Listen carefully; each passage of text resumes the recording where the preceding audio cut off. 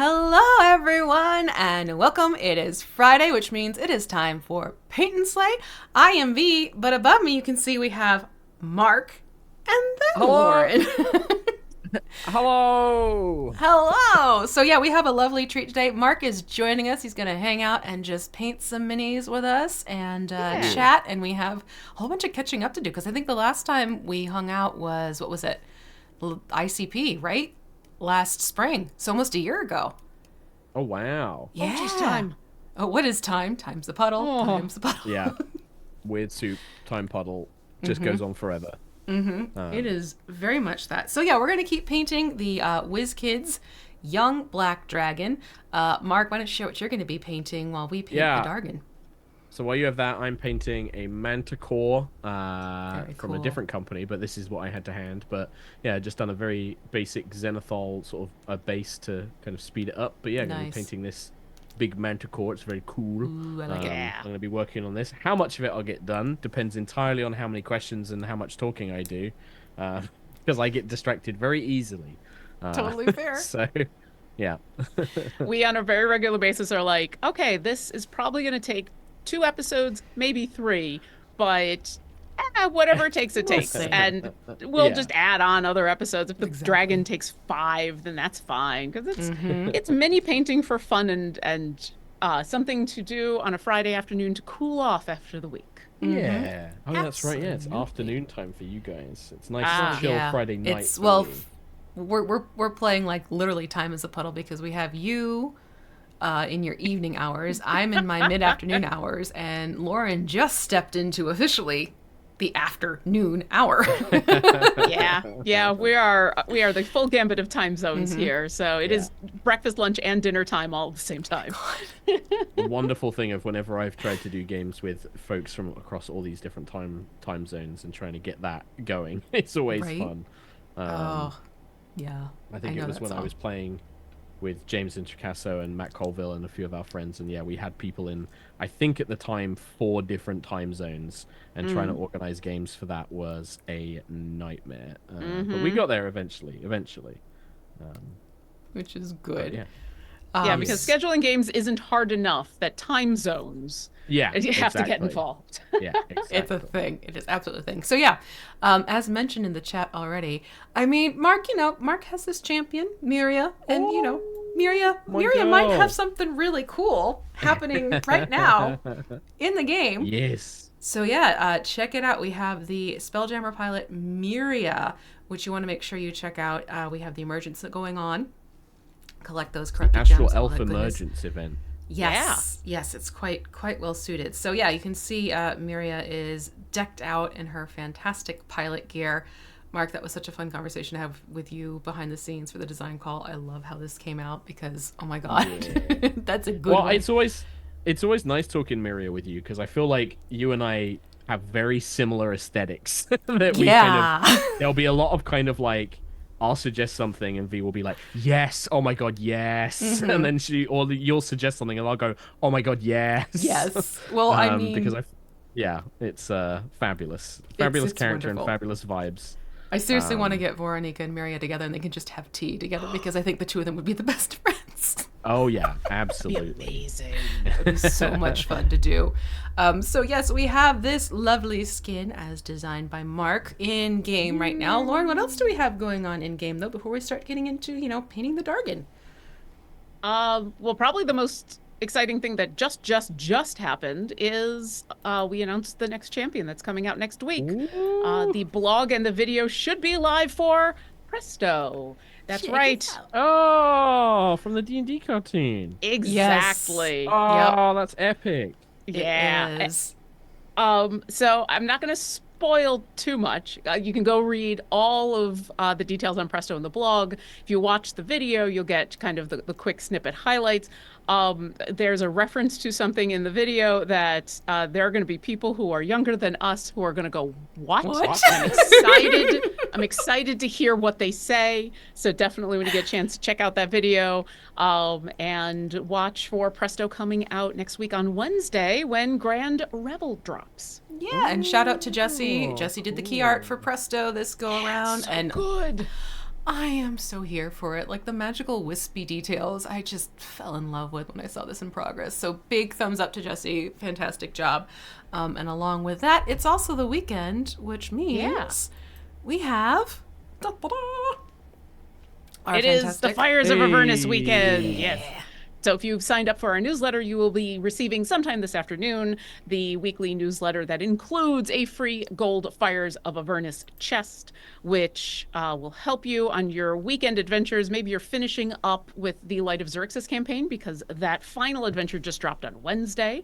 And so now you've got multiple champions who are going to get a little extra buff this weekend, and you'll get that chest. And that includes Karlach, who's, you know, I'm having fun romancing in Baldur's Gate 3, so she's just in all of my parties now. It's fun. Mama She's K. so good. Yeah. Exactly. And we do also have the fantastic Gabe in chat as our moderator today. So if you do have any questions for us, for Mark, about painting, about idle champions, about other things. Yeah. I usually make a joke here, but about Presto, about Manticores. There you go. Go ahead and put those in chat with question and big capital letters so that Gabe can grab it and put it into a little backstage document, because the chat's going fast enough that I miss things, but I didn't miss Bellswin gifting a whole bunch of subs. Thank you for being so kind. And if you did get one of those subs, make sure to tell Bellswin thank you. I'm also watching chat, and it is something which I expected, but it is still somewhat crushing to my soul that I saw Caliph Marin say about Presto looks like Peter Pan wearing a wizard robe, and I'm like, these kids don't know who Presto is, and that saddens me immensely, because I grew up on that cartoon, and now I feel really old. But now we get the joy of watching them discover these new characters and these new characters, and Venger and you know, and Uni and all of the rest.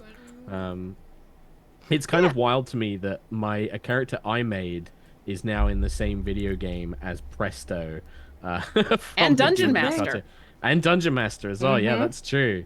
Oh my God, Miria would hate Dungeon Master. She would be. Dear God, she would hate him. Right? Meddling. Why can't you just answer a question? I don't understand. Yeah, exactly. Yeah, she would have that man disintegrated and in a soul cage very quickly. Yeah. I could see that happening. Yeah. Presto, she would probably just pity in the sort of like, no, sweet boy, you sweet darling child. Terrible human child. You don't understand. I don't know if I go that far. Why is your hat so broken? Yeah. There you go. So we've been working on the Whiz Kids D&D Nolzur's Marvelous Miniatures Young Black Dragon. Again, this comes primed ahead of time, which is why it is completely almost all white, except for the fact we did get started on the mouth and on certain portions of the body that are going to be black. So this means that Lauren and I are going to keep going with painting it black. Da da da da da. Yep, you get your little riff there. There you go. So as you can tell, and we were talking about this at the end of last episode, how the joys of painting something black is as it's wet, you can't tell sometimes if those are spots or if that's just a wet point of paint. So you can see there's a little bit of modeling that's happening here every so often. So I'm going to go in, quickly touch up those spots, and then continuing on with painting black. Chances are you're going to be seeing a lot of black today, but that's perfectly fine because there's 3 of us to carry on fantastical chats. So we're going to be using the D&D prismatic paints, which are essentially Vallejo paints. Some of them are true to other Vallejo color lines, whether it's the model or the game color lines. So black is black across the board, regardless. You'll know we're tapping into the prismatic paints when we get to certain names, and that'll click when you hear me say what one of the names coming up will be, should we get there. But if you don't have these paints, I'm going to do my best to basically tell you the type of color paint you're going to want to use if you don't have Vallejo or if you don't have the specific kit. So just keep that in mind as we go along.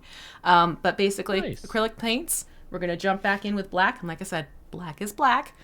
Use whatever you have on hand. We do want to make sure we thin this a little bit if it is thicker than the consistency, or if it's thick as like toothpaste or something like that, because you want to aim for a nice warm maple syrup, because that'll be nice and runny and it'll go into the cracks, but it won't overload your details and thicken up and mar your details in process. So that's why we like to thin paints. Always better to thin your paints and do 2 coats rather than have one thick coat that you can't, go back and remove. Absolutely. Always Mark knows what's up. Big lesson. Yeah, I mean, I love painting miniatures. I've been painting miniatures for a very, very long time, and I'm not especially. I wouldn't call myself like super good at it or a professional, but I've picked up a few things here and there, and picked up a few tips and tricks and bits and pieces that I like to do. And learning to thin paints actually makes such a difference when you. Yeah. It does take longer, but one of the joys for me with mini painting is that it is a kind of quiet Zen-like hobby, and taking that little bit of extra time to make something look good can sometimes be very nice and very rewarding. Yeah. Absolutely. What got you into mini painting? Do you remember what your first like mini was? Yeah, I mean, for me, like I imagine for a lot of teenage boys, especially, but teenagers everywhere. For me, it was Warhammer 40,000, Warhammer Games Workshop. My friends were all into it in school. And we are talking like when I was sort of like 9 and 10. And being, growing up in the UK where Games Workshop's based, like we have the Warhammer stores, and we'd go into town, and my mum and dad, would go off to do shopping, and they would drop me off there, and you'd sit down and get like a little painting lesson from the staff or Aw. whatever. And I remember like, yeah, painting like Eldar and Space Marines and things like that when I was young. Terrible at it, just really kind of rushing through it. And then I didn't pick up a paintbrush or do any mini painting for a long time after that, until I was working in the video games industry. And we would work on shifts, and me and my colleagues, we were all big nerds, and we suddenly had the realization of like, oh man, like, do you remember, any of you guys used to like play Warhammer or collect Warhammer? Yeah, I used to do it, blah blah blah. We have adult money now. We can do whatever we want. We can buy more tiny plastic soldiers. And so we all kind of got back into it all together, and we would go to like tournaments and go to and enter like competitions and things together, and it came like a really fun little group thing that we did, and that kind of got me back into painting very regularly. And then obviously picking up D&D stuff, like with high rollers, I quite often will paint like custom minis for custom enemies and stuff like that. And so I kind of picked it up from there. But yeah, it originally started like a lot of people, I imagine, with Games Workshop and Warhammer and things like that. Yeah, walking into a store and having that paint station to be able to sit down, and especially because I had a similar experience, having someone there to be like, yeah, so here's some paints, here's some brushes, let's have a little bit of fun. Here's a couple of pointers, but go hog, go have fun, whatever you want to do. And we kind of were in a lucky position because me and my friends, we were all big nerdy friends, and we were pretty much always in there, like whenever we would go to town, we would go and visit Games Workshop or whatever, and we got to know the staff there, and they actually were the staff at our local Games Workshop was how I also got into LARPing, because they all went to a big LARP here in the UK, and me and my friends were in there so much that they basically got to know us, and they were like, "Hey, do you guys want to come to this LARP thing? Like, we can kind of take you along and show you the ropes and look after you and stuff if your parents are okay with it." And because our parents kind of knew them as well, because they would drop us off there every week, and they sort of trusted them. They were like, "Yeah, sure, okay." So that's how we got into LARPing. Like, we actually went with the guys from our local Games Workshop, and all my nerdery kind of culminated all together, really. Like D&D, LARP, Warhammer, acting, all of it just sort of merged together over time. That's awesome.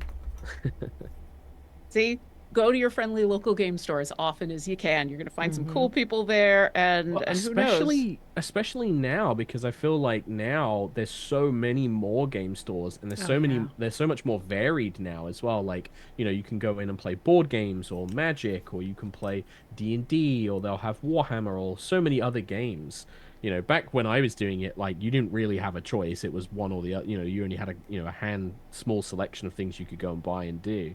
But now, like, and it's so much more open and friendly and varied and diverse as well. Like, not when I was growing up in like the early 90s, where it was predominantly guys my age and very white as well.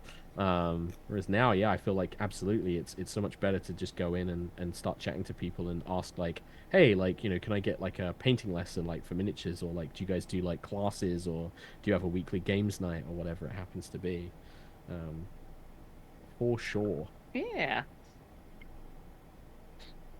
I apologize for my sniffling, by the way, everyone in chat. I'm very sick. So if you hear me sniffling, I'm so sorry. I know it's not a pleasant sound. Nah, we're all giving each other grace, especially this time of year where there's so much of that going around. Yeah.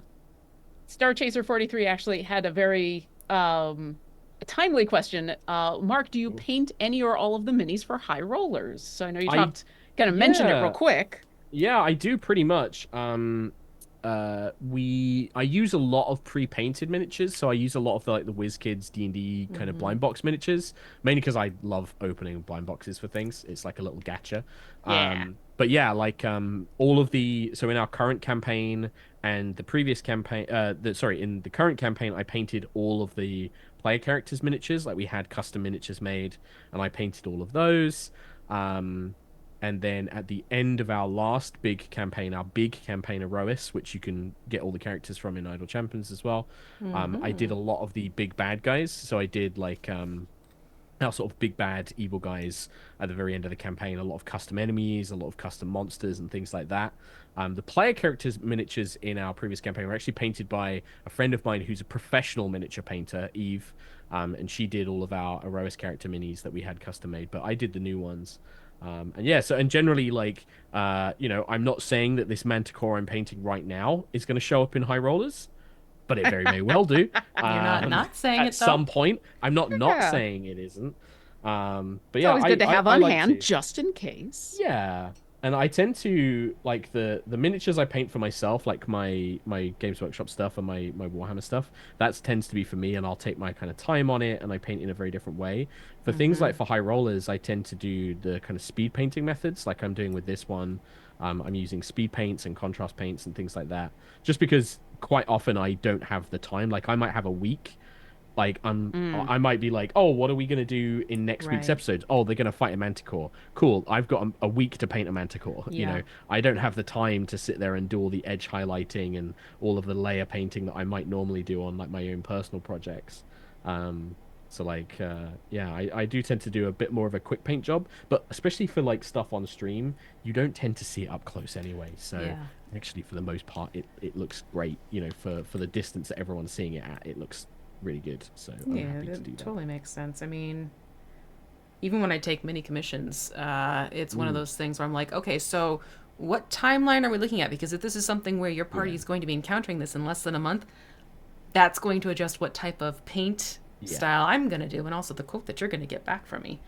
Yeah, exactly. Because time is definitely a factor depending on how much you want to devote towards each of these minis and what details you want to pull in and highlight and feature and really play off of one another. So it's like my personal mini projects, some of those can take me months just because I am being so finicky and I want to like get these last little bit of details just right, et cetera, et cetera. But then if I know there's something I need, done quickly and on the table, it's like, well, then it's a completely different approach and you're not as nitpicky because it's for use and not just for display. Yeah, absolutely. And I think the quickest one I've ever done is I wanted to do like a group of minions. So I had like 20 skeleton. I wanted to do like a skeletal horde kind of encounter.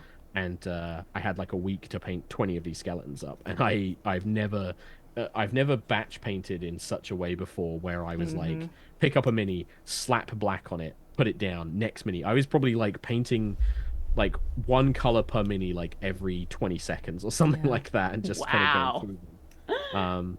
But you can get some really good effects with it. Like if you kind of do like the spray painting method I mentioned on this Manticore, like basically putting like black underneath and then white on top to like create like a natural kind of shade, that saves you a ton of time. Like that like does so much of the work for you already.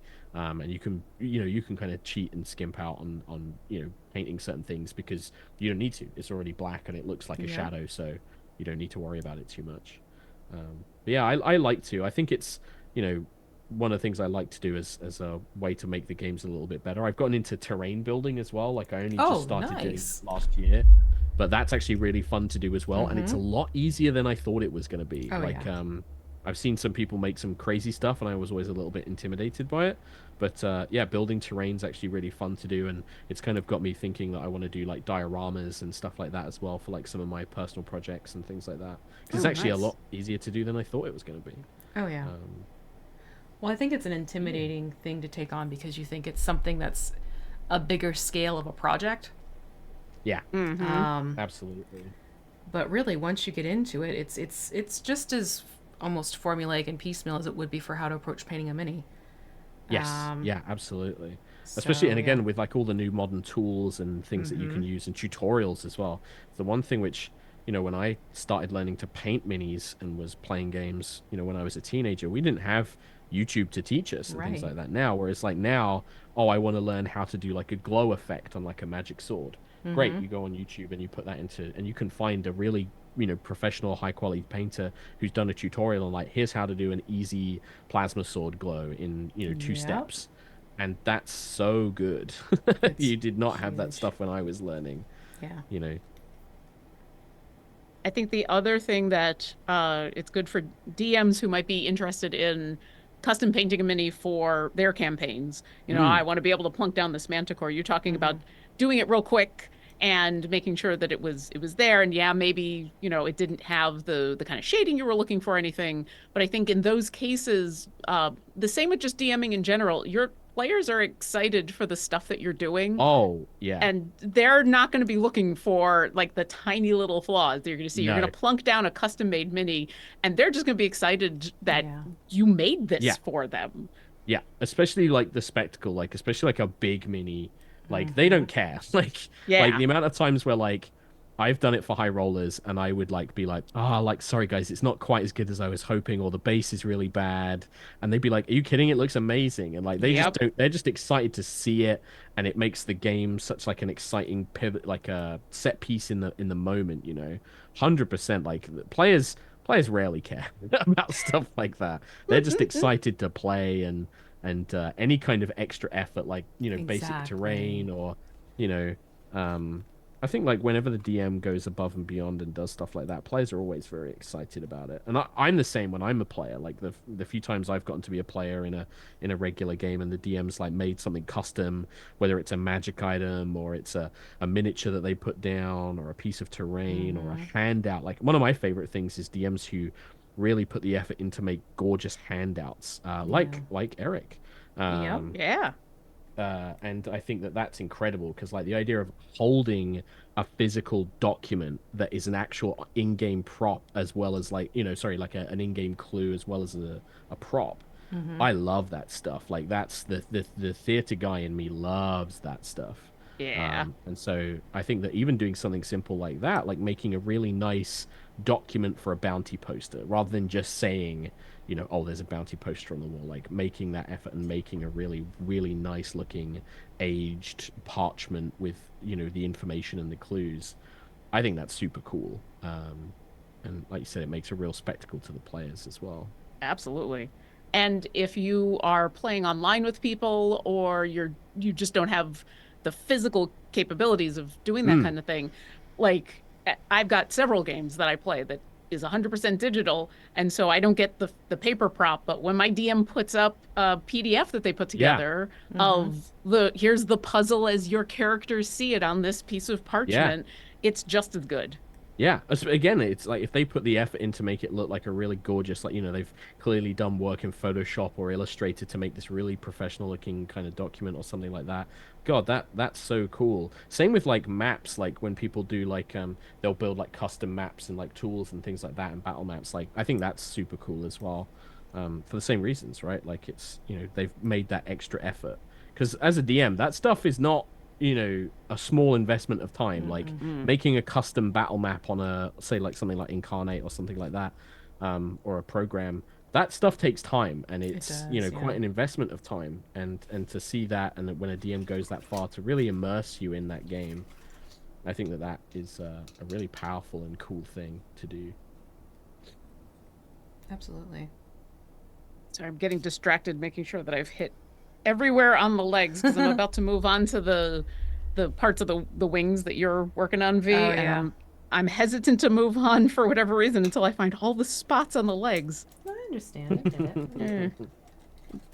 No need to there's only so many explain. ways I can turn this Dargan. Well, Yeah, Miss Dargan sometimes has that's the angles. interesting thing. Yeah. Yeah, just holding the mini can be a Yeah. challenge. Exactly. Especially these big guys that have spikes. Yes. Spiky boys. Yeah, Yeah. spiky miniatures have resulted in a lot of injuries Uh-huh. over my years. That Remoraz. Oh. Oh, that was bound and determined to cause injury. Okay, I think I'm ready to move on to the wing. and then I'll probably have to come back anyway because I'll find more spots. yeah. But I'm at the point where I'm excited enough to move on. So There you go. Well, I mean, that's the important thing is stay interested. Like, I do that quite often. Like, if I start getting bored of a certain part of a miniature, or if I'm painting like a unit of something and I'm getting bored, just moving on and doing something different for a little bit can be all it takes to kind of keep your investment going.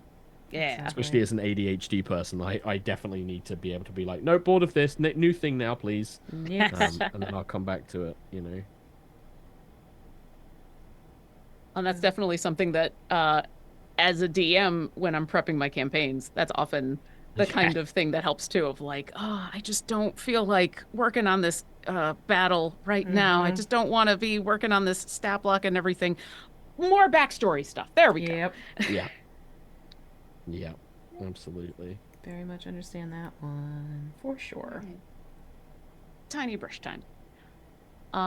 We do have some questions coming in about Miria, and a couple that were specifically because the two of you mentioned at the beginning how much fun you had talking about the Miria skin, and so could you talk a little bit more about like what were some of your inspirations for that skin, and especially the glowy green bits, because I love the glowy green bits. Yeah, I mean, I can talk a little bit. So I think like for the inspiration for the general overall look, I think that there was kind of like talking about these kind of like, you know, Spelljammer pilot kind of sci-fi kind of fighter pilot. You kind of gave me a bunch of like references, like we're kind of leaning in this direction and stuff like that, didn't you, V? Yeah.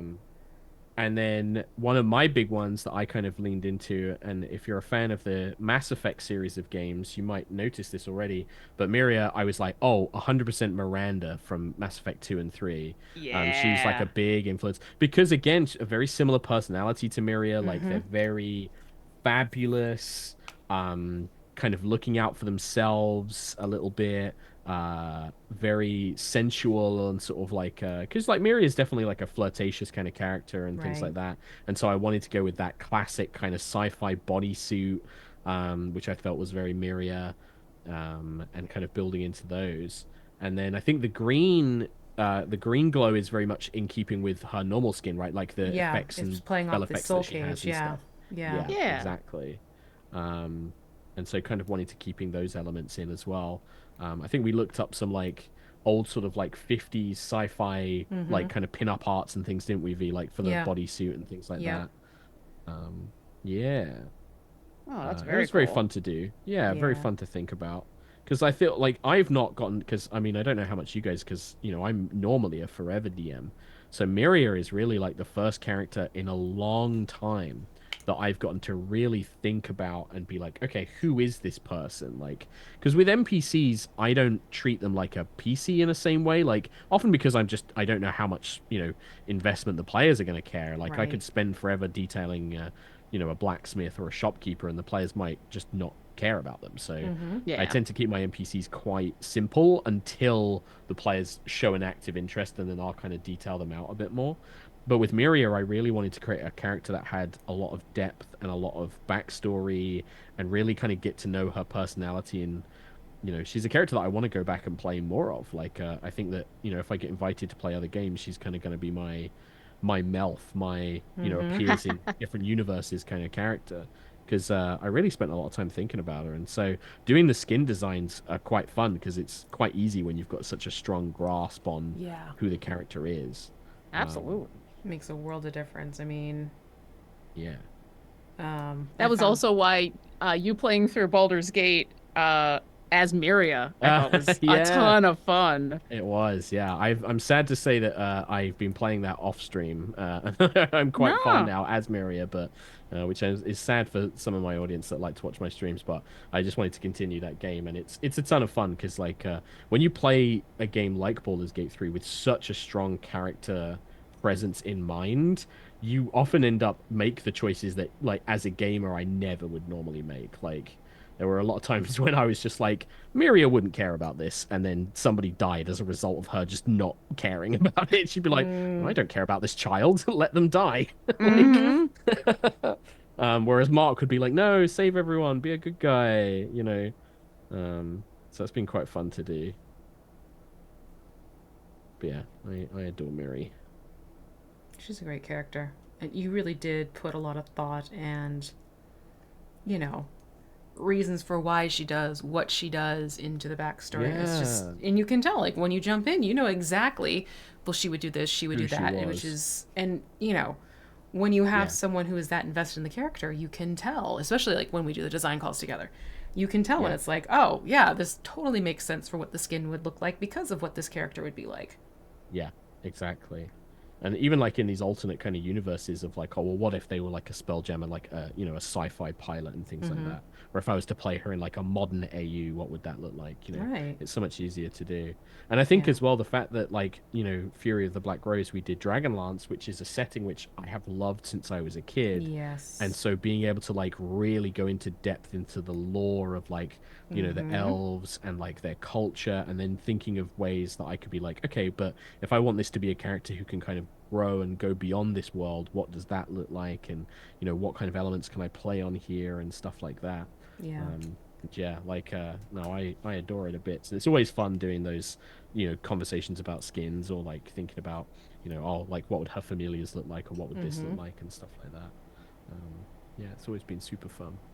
It was also super fun to watch your obvious joy in moments during that game, like when B Dave brought out some of the classic Dragonlance characters and just started describing someone, and just watching you and a couple other players who knew who these characters were just by the description, just getting all giddy was amazing. It was I had a wonderful, I got to me and Gabe, Me and Gabe have always had that, like, it feels like every time Gabe and I have played in a sort of long-running campaign together, we end up in this kind of awkward friends rivalry role relationship, which is quite great. But no, I got to chat with B-Dave at D&D in a Castle at the end of last year, and we were talking about like that game and like how he was just so... Like, I got to be Raceland, man, and I was just like, yeah, you did, you got to be Raceland, dude. Like, and we were just like, and I'm like, my character knows who Raceland is, and we were just kind of like, you know, getting really excited and hyped about it, because I think we both had a lot of love for that, and we both grew up on those books, and so kind of getting to be involved in it. It's the same reason, like, we did the Baldur's Gate 3 one-shot, and I remember when I was writing that adventure, I was like, I'm going to put in so many Baldur's Gate 2 references because I love that game and this is my one chance to do it. And also, I'm going to put Drizzt Do'Urden in it because then I get to play Drizzt Do'Urden and John Irenicus. And like, I just was like, I'm going to put all these things in so I get to be them. Yeah. Well, and if I remember correctly, there was a similar experience because I think Neil Newborn was also familiar with some of those characters. So watching him have that reaction in your game was just, it was a nice full circle moment. That was like probably one of my favorite moments in that one shot that we did. And I'm so glad that like Tom in our team did like a clip of it, and like other people kind of enjoyed it as well. Because like when I started describing Drizzt in that one shot, and just Neil's face, like, because he's like looking at me and he's like, no. Is it? And then he kind of clicks, and it's just really wonderful to see. Really, really good. Very, very fun. I'm trying to figure out. Oh, go on. I was gonna say it was also fun then for the other players who, not knowing as much of the lore, but seeing his excitement, being like, "Oh, this is a big deal." They knew that obviously somebody. Yeah, exactly. Like, oh, is this guy like a big deal? Like, who is this guy? Like, you know, that's always fun as well. And then also, you know, not to give too many spoilers, but there's a moment where Devra, who plays Lae'zel, oh no, it was Tim, who plays Gale, goes and picks up I can never pronounce it correctly, Guinevere, the statue of Guinevere, and goes to potentially consume the magic in it, and just watching Neil go like, no. Was very funny. Because I would have let him do it. So I was like, I'm not going to say no. But if another player wants to stop them, that's fine. Which was quite fun. But yeah, no, I think that's it. And like playing in those kind of universes where you have such a fond kind of connection to them and stuff really does kind of have an impact like that. And it's why I invested so much time in making Miri, because I really wanted her to be a character that not stood out, but like felt like a real character, felt like somebody who loved a player character, and like, this is a character that like has legs and could go on and do other things. And like I jokingly said, like my Melf, but that's kind of how I almost see her. Like, she's a character that I'd be happy to like play in lots of different universes, and I could see her creating like her own necromantic spell book, and having spells named after her and things like that, because she's got a bit of an ego. Yeah. Well, the other joy about that kind of hopping from game to game and from DM to DM and different groups of players with the same character is constantly discovering things about your character, or new things that you can build on, just because it's a different group. Doesn't matter how long you've been playing this character, all of a sudden you're encountering different people doing different things, and a DM that's going to throw different things at you, and it's like, I've never actually done this before. Yeah, I mean, even in Fury of the Black Rose, there was a little bit of that, because obviously it was my first time playing Miria, and I thought I had a really good idea of who she was and the kind of character that she was. And then Ellen, playing Merylwyn, was just really friendly and nice to her. And I think that was like, I wasn't expecting Miria to actually care about any of them and be friends with them, but she really came to like, see this person as a friend, because it was the first person who'd really kind of treated her that way. And it was really, and that I was like, oh wow, okay, I wasn't expecting that kind of more sort of actually caring side to come out as well. And it was fun as well to play a character like who was very clearly evil, but wasn't your typical kind of over the top evil. We've talked about this, Vee, of like playing evil characters that like have rules and can work with a party, and aren't just disruptive. They can bolster and make the group better, and add to the group rather than try and taking away. That's always a really fun challenge, and I like doing that. I like showing people that like, hey, you can play like a lawful evil character who isn't a jerk, and is actually quite nice to certain people. It is absolutely a thing. And I know B-Day feels the same way, because he talks often about how evil isn't evil, it's selfish.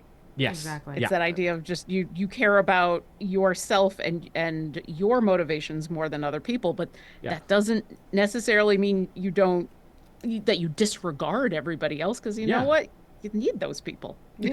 And it's also like comes down to the rules, right? Like for me, and I think because you saw my like original docs with Miria, is like Miria has a set of rules that she follows, and like to her it's like she is selfish. She's basically out for herself. She wants power. But there are certain things and certain ways that she won't do to get that. She's like, no, that's beneath me to act in that way. And so, but the selfishness is so true. Like, I always define that as like, that, if you're going to play an evil character, you can be selfish, but that doesn't mean you have to screw over your party. Like, or it might mean that like you have to, you ask yourself that question of, well, I'm not going to do this, so why am I not going to do that? Like, that's the biggest thing, is whenever people do the whole like, well, it's what my character would do.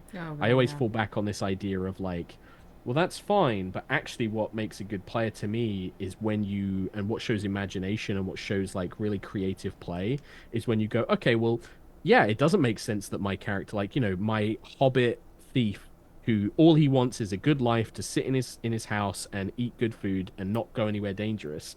Why is he going to go with these dwarves and this crazy wizard on this mad adventure, right? Because that is clearly what the game needs me to do to make it functional and cohesive and work and fulfill the social contract. So what cool idea or reason can I think of as a player to say yes to this, when my character would very obviously say no? And that's just part of being a good player, I think, is like finding ways to do things that your character wouldn't normally do and find good reasons for them to do it.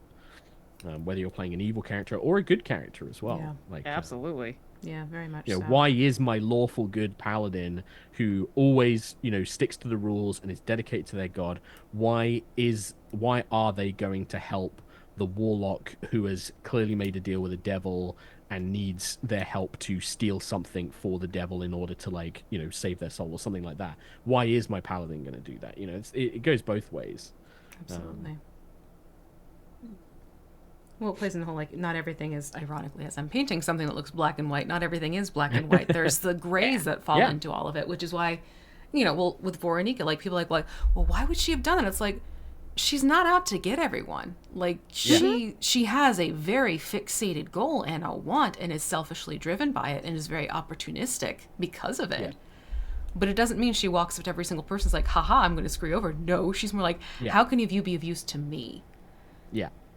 Yeah, I think that's why we would get on very well with Miriam as well. Yeah, I think they would both be doing that to each other a little bit. Yes. Oh yeah. Yes. But when it's a mutual kind of like, I know what you're doing and I respect it kind of methodology, I think it's very much the come sit by me mentality of like you're someone I could see working well together with because you get it. Yeah, you get it, and you're not going to hate me. Doesn't mean that we're going to necessarily trust each other. Exactly. But we can kind of respect each other. Right. Well, I mean, I think it goes into the human nature. People don't like to feel like they have been used for something. Yeah. So because of that icky feeling that goes along with it, you associate the source of that icky feeling as bad and or evil. So... Very much. It's also, I mean, for me, like I've very much started distancing myself away from, in my homebrew campaigns for like high rolls and things like that. I do my best to remove alignments. I have it so that, we're playing in a very dragon centric campaign right now, and I've outright said like, yeah, dragons don't have set alignments in this world. Like you can meet a red dragon and they can be just as good as anybody else, and you can meet a gold dragon and they can be, evil. They still have traits that are shared between the colors. So like all red dragons have a shared trait of pride, but how that manifests is not necessarily defined by good or evil. It's defined by well, some red dragons are going to be so vain and arrogant and selfish, and that's how that's going to display, and therefore they'll probably be more evil. But then you might have, a red dragon who is incredibly proud and vain, but also does good things because it makes them feel better, because they're like, look how amazing I am, like I'm going to do all these amazingly good things, because I want more people to think how amazing, to see how amazing I am, that you can play into like all these different aspects. And I find that just creates a more interesting game. And I still have like monsters, and I'll still have factions. Like I tend to base it more on like factions, rather than say like all of this particular monster are evil. I'll be like, well, the black, the sort of, or say like, the Dark Iron Sword is a mercenary band, and they're all heartless killers. Like they are all just bad people. And you can absolutely fight these guys and not feel any remorse and just be like, yay, we're the good guys. We're going to beat the bad guys. Yeah. Because they're a faction. Like they've made an ideology. They've made a choice to join this very bad group of people. Right. Whereas, like, rather than just being like, well, they're all bad because they're all hobgoblins, or whatever. And I just, for me, like that, I feel happier doing that. And I feel like it represents a better world. Same with like, kind of going back to the Myria thing, like necromancy, like showing that like necromancy for me is like, it is just another form of magic, and there are bad ways to use it and there are good ways to use it. Well, that was just it with like Nika, because she's a druid and her associates druid's like, oh, this, that, loving. She's like, nope. Nature can be incredibly cruel and merciless, and exactly. If anything, meanwhile, my cleric is off, slowly learning over multiple campaigns that whole necromancers are not evil and undead is not necessarily bad, that there are things going on, and learning from that experience and growing and becoming friends with a necromancer when she was she's very much against it.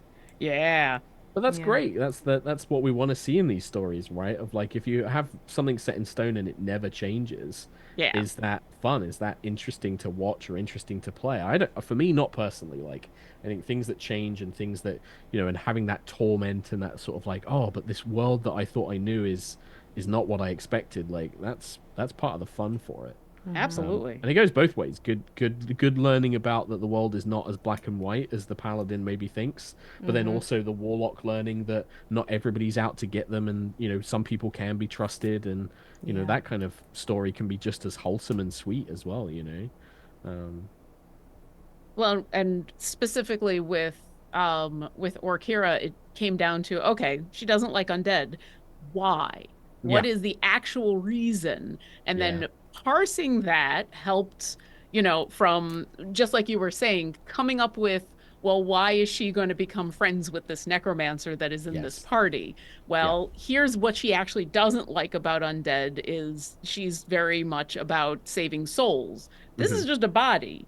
Yeah. Is that really a problem? Yeah. What does she not like about the whole undead thing? Well, maybe it's the lich thing, but actual just you're just playing around with a corpse and there's no soul involved. Well, then Yeah. it's not really that bad, is it?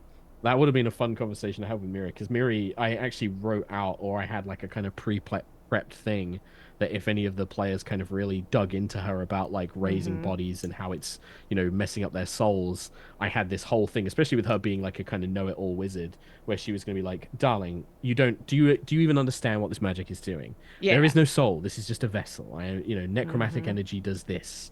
It is calling back an echo of life. It is not actually the soul of the Like, I was going to go into this whole thing. Now, whether that's true or not, I don't know that. I wasn't going to decide that, but that's what Miria believes is Yeah. what's Right. happening. But I think that would have been a fun one to have, for sure.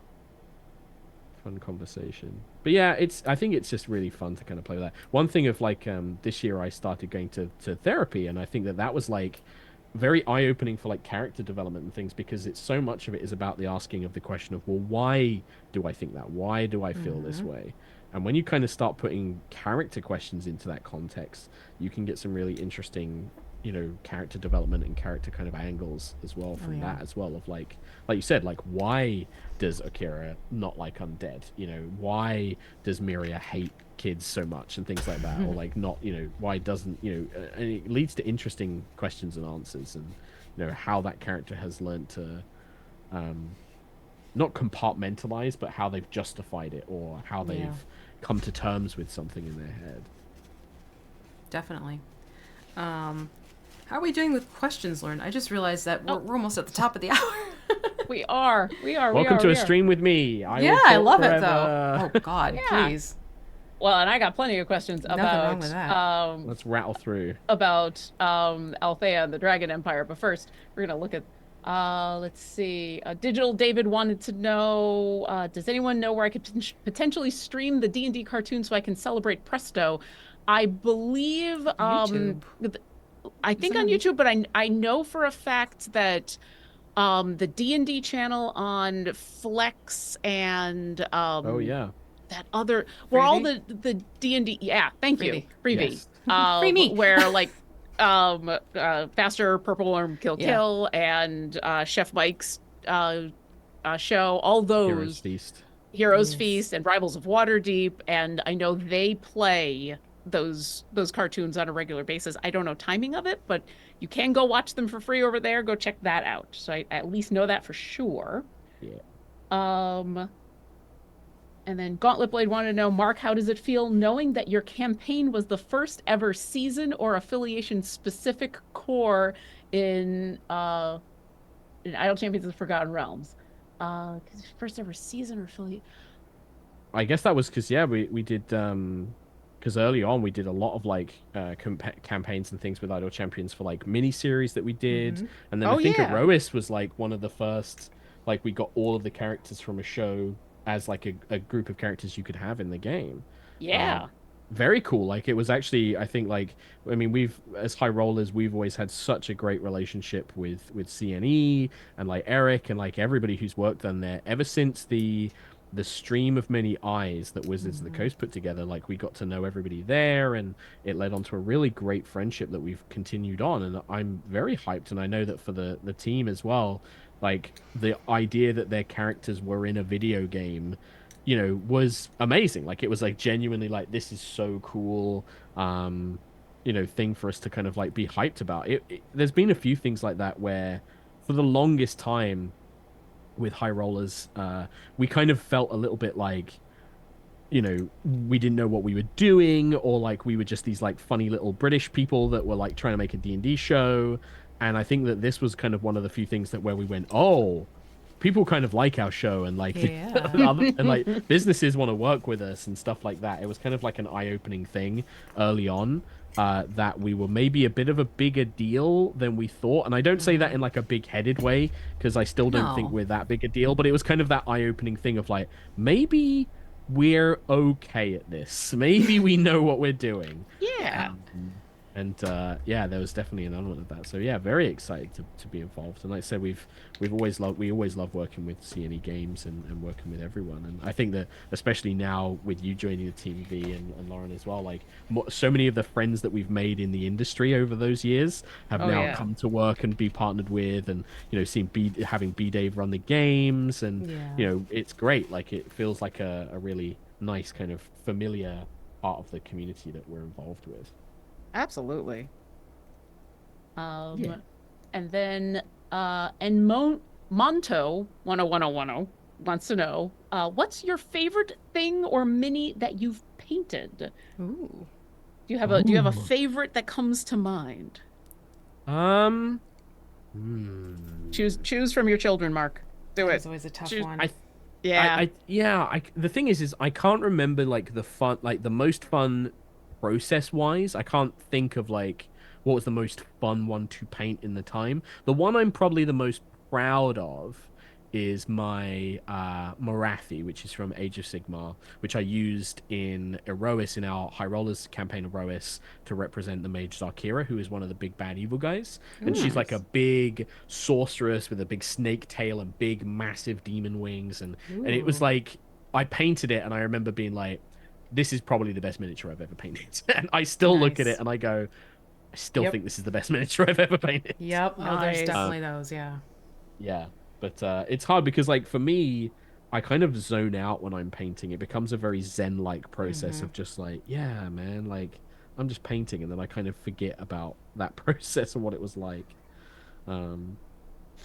Just enjoy the process, and the next thing you know, you got this awesome mini sitting there. Yeah, basically. But yeah, I think like that's the one I'm the most proud of. I don't know if I can remember like one which was just fun, but certainly I know which one is my best one. So. Hi, baby girl. Oh, is it cat time? Is it cat o'clock? She wants uppies. Yep. Come on. All right, everybody in chat, say hi to the kitties. I didn't sprout a tail. That's Rory. Hi, baby. What's doing? You gonna say hi? Yeah. It's the weekly visit from the cats. Here we go. She's gonna do the cuddle on the lap and. What's the point of streaming if you can't have your pets on your laps while you're doing it? Hey, little girl. Exactly. Put your butt down. There we go. There we go. Thank you. Sit. No, that's not sitting. That's the opposite of sitting. That's wiggling, baby. Making biscuits. She's like loving up the camera right now. Rory. Wants to join in the painting. Every week. Mother, you're not giving me enough attention. That's Mother. what it is. It's an hour before I swear all your time. cats. Yeah, I swear they all know that you're on stream specifically, and know that they're going to get attention from hundreds of people in chat. They absolutely do. I mean, at this point, it's their MO. Oh, mom's talking to the screen again. We know what that means. Time Katie to make our gets that presence quite a lot known. from Katie gets that from Katie from High Rolls gets that a lot on meetings, and Angus and Pippin. Yes, her cats are very sweet. But they'll know, like you said, they'll know when it's like, oh, you're talking to the screen? No, talk to me. Pet me. It's so true. Yep, it's not a D&D stream unless there are technical difficulties and or a cat. That's how it works. What are we doing? What are we doing? I feel like I've paid my technical difficulties tax from the early years of High Rollers. If we ever have technical difficulties again, it will be too soon. Yes. Knock on wood for all of us. All right, so I'm going to take this opportunity, since now that the chat is distracted by Cat, I'm going to ask a question about your new campaign for High Rollers. Okay. Which you talked about a little bit, which I was very excited about because, hey, anytime a new campaign with awesome people comes out and you get to get in on the ground floor, it's great because I'm already 2 episodes behind, so I'm working on it. But the fact that you're already at that point, I'm already impressed by it. So thank you for watching. Well, I think a lot of people who have been fans of your previous 2 campaigns were excited, and then you had to drop a video about doing an original theme song and getting a real life orchestra to play it. And Yeah. I remember watching that video going, this is me. This was This is High yeah. Rollers made this video for me. And you and then your reaction video to Yeah. listening to the theme. So I would love if you would talk a little bit about Yeah. making a theme song and then getting it recorded and that whole process, because it's awesome. Well, you know, I'm one of the worst people to ask about this because I was not involved in the process of it for a long time. Like when they sat me down and we recorded the reaction video, that was my first time hearing, seeing really Oh, wow. anything to do with it. Obviously, I knew that we were working on an original theme, Yeah. and things like that, but I really didn't know much because I'm not a big music guy. So I didn't have really any way I could provide input. I was just like, yeah, I mean, like I leave it in your guys' hands. You guys know way more than I do. And Chris, Trot, and Tom Hazel from the show kind of really took the lead on that project. And yeah, and then we worked with our composer Jolene, who is amazing and so enthusiastic. And they created an original theme, like an original theme for the show for Althea. Um, and specifically the land of Ilmera, which is where our first campaign is taking place. And yeah, and then we recorded it all, and it all sounded great. And then Jolene was the one who said, "Hey, I happen to know that the Budapest Orchestra does this service where you can Mm-hmm. pay them, and they will, record it and film, record the audio, but they'll also film it, and then you guys can have that as a video." And that is apparently what the guys did. They were like, "Yes, let's do that." And yeah, they produced this amazing thing. An original, not just an original piece of music, but actually played by a live orchestra, by the Budapest Orchestra.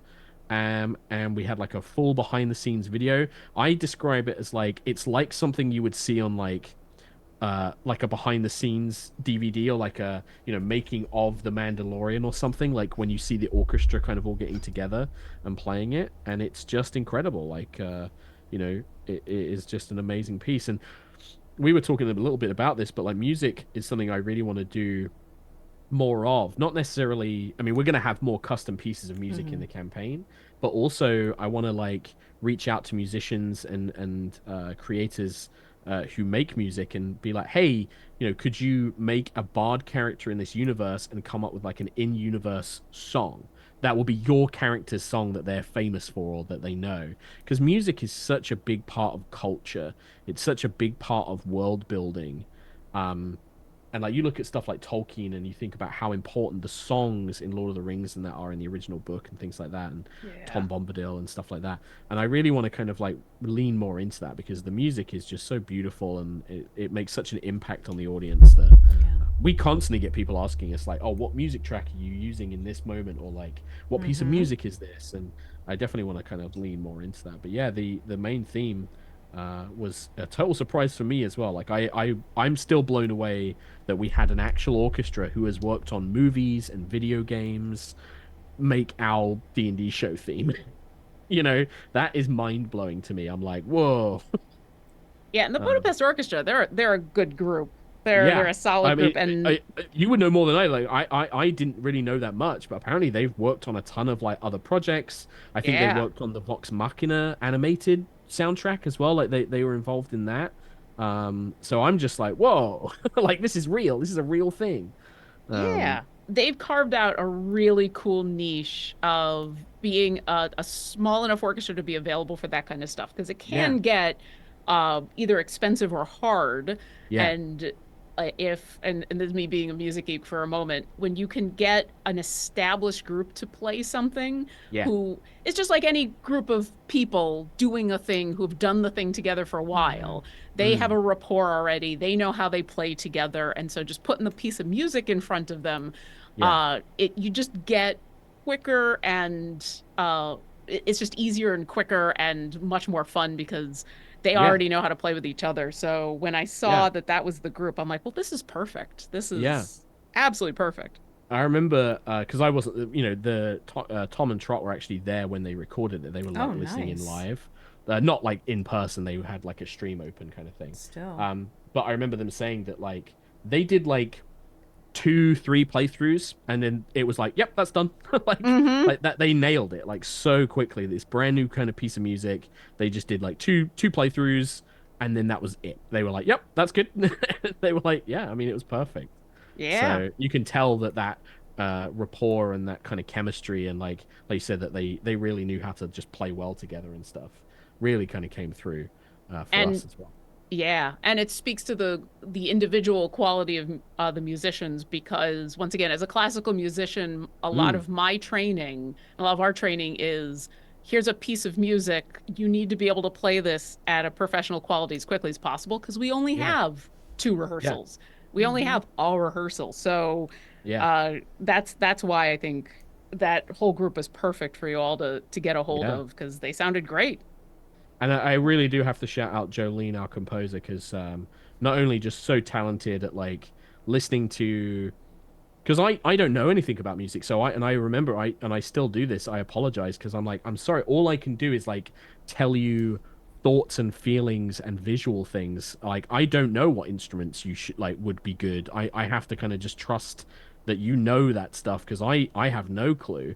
But this Yeah. here's what this culture of this town is like. And I'll be like, yeah, it's passionate and it's proud and there are colors of red and crimson and the buildings are like this and there are these important things in the culture, and I can provide like that world building stuff, but to then be able to take that and extrapolate music from it, to me, I'm just like, whoa, that's crazy. Because like with artists, like I find it a bit easier. Like I'm like, oh yeah, it's kind of like this, and I can imagine like a piece of art or what a character looks like or something like that in my head. But for me, I can't do that with music. I can't be like, oh, like I can hear what this main theme's going to sound like in my head already. Like I can't do that. Like for me, it Yeah. is, I just I'm totally taken by surprise every time we do something like that. And I think Jolene has a real talent for creating that kind of just capturing all of that stuff really, really well, um, in the music.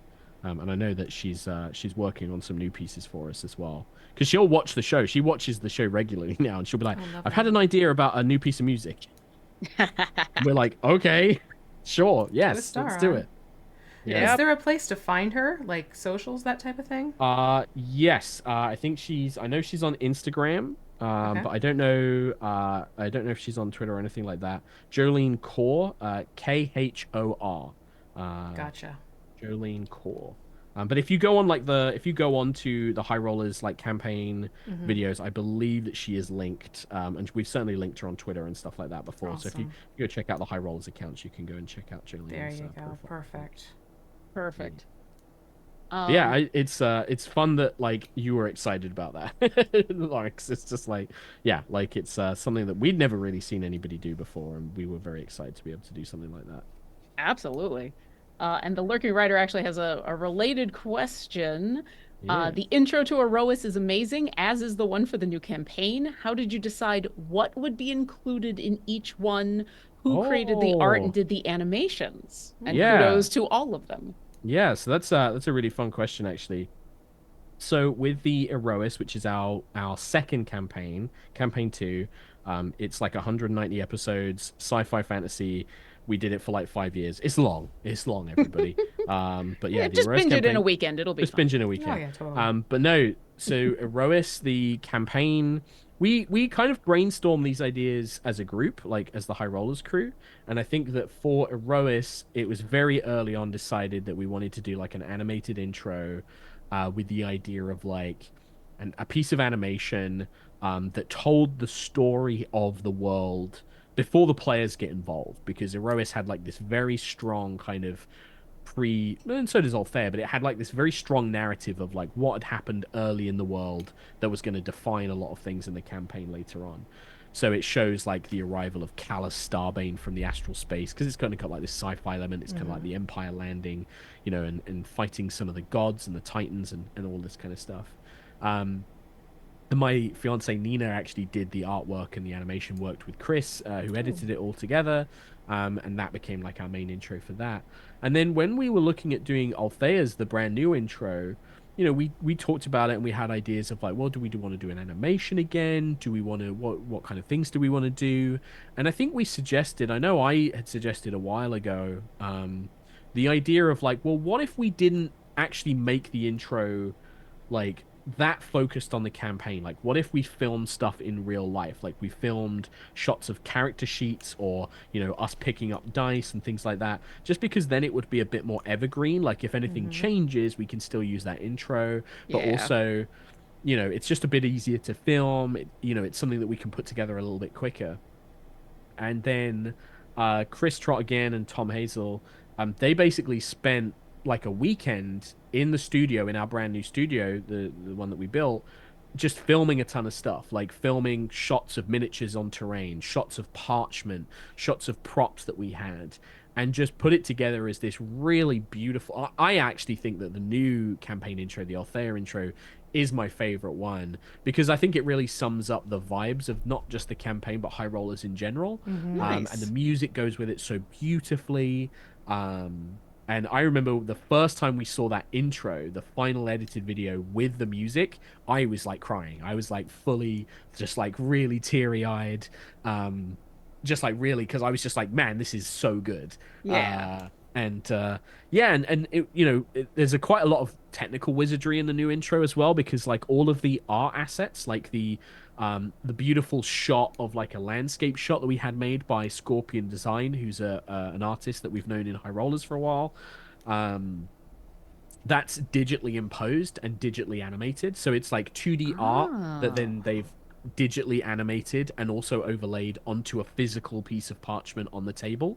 So if we wanted to, we can actually swap that out. So if later in the campaign they visit a different province or a different area, we could get somebody to do a piece of art, and then we can replace that and have that show that area instead. Same with, like, let's say the worst happens and a character dies and they have to play a new character. All of the character art is the same as well. That can be superimposed onto the pages that you see in the intro.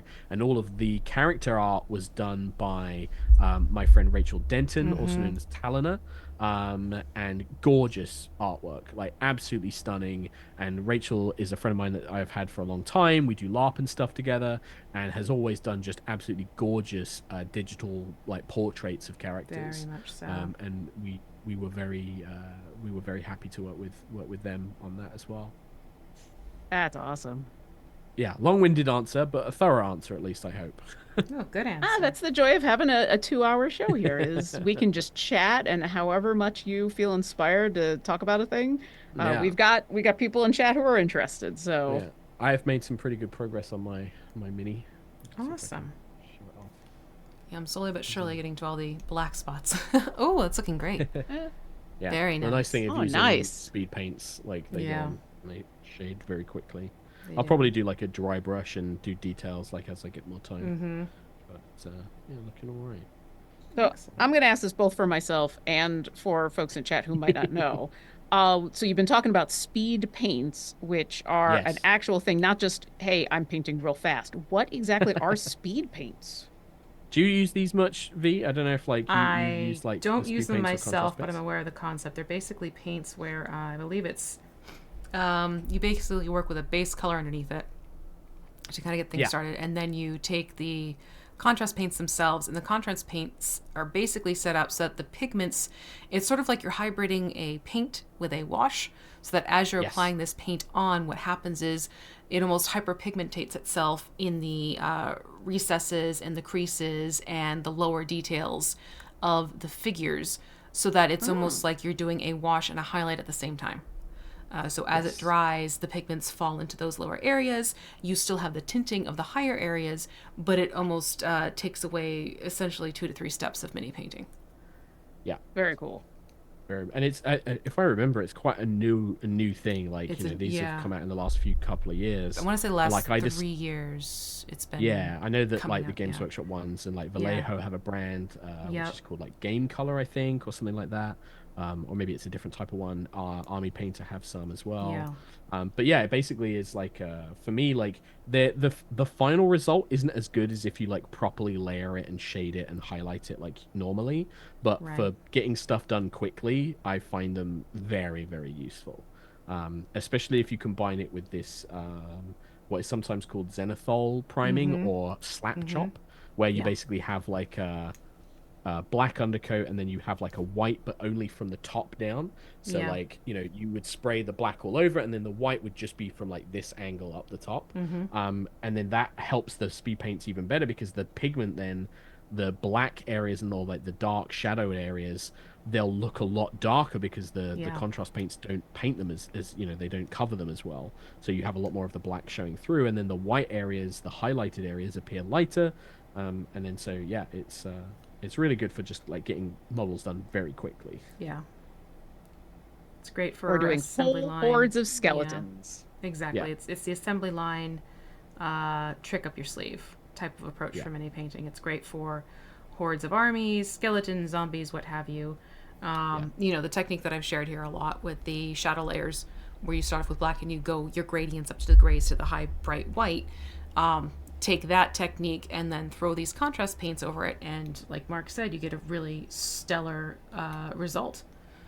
Yeah, and it's like, for me, it's a case of, you know, you can also combine it. Like, I'm gonna do this just to get the base colors done on this manticore. But then if I have time, I'll go in with like proper layer paints and highlights, and you know, try and do some blending or things like that, just to make the miniature pop a lot more. Because sometimes if you just use like this speed painting method, it can look a little flat and a bit washed out a little bit sometimes. Okay.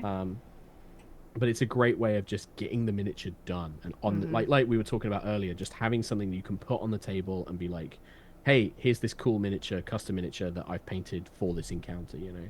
Yeah, it's great for it'll do for now type of approach, where you need to get something on the table. It's also great for newer mini painters to do that, because what it starts doing is getting your eye to train to notice the areas that tend to be darker, that tend to be lighter, so that when you want to go in yourself and enhance those areas, it acts as a quick reference for you. Sort of a paint by numbers-esque approach to mini painting if you use that first, because then you can see, okay, this is where I want to make sure I'm putting in a lighter strip of paint to highlight it better, or this is where I want to make sure this wash is really getting into. So it definitely has its use and benefits. Really, the only reason why I don't have it myself personally is because I have way too many paints in my possession as it is. So I'm kind of like, well, I'm not going to go out and buy them if I don't need them. But I'm very much aware of what they're like and how they get used, because other many painters I know use them and love them, and people I respect. So if you want to get contrast paints, the only reason I bought them, because I have the same thing of like, but I have so many paints already, is because I was teaching a bunch of people to paint, and so I bought like a big set of them, because I was like, okay, well, this is actually going to be an easy way for you guys to learn. And then, oh look, I get a bunch of extra paints that I've managed to justify to myself. Right. That's just it. You had use for it.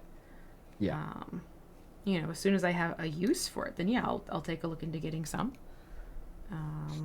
I mean, this show might have come up around for several reasons. One of them being that I might have been very interested in learning from Vee how to actually paint minis, and have an excuse to buy all the paints and brushes and all the fun stuff. So, you know, that's a very valid reason of like, I want to be able to do this, so I'm going to come up with why. I can, you know, it can get dangerous for those of us who are freelancers to turn all of our hobbies into jobs, but sometimes it's very useful. Yeah, for sure. That's the one thing for me, miniature painting, even though I sometimes do it for high rollers, it's not my job.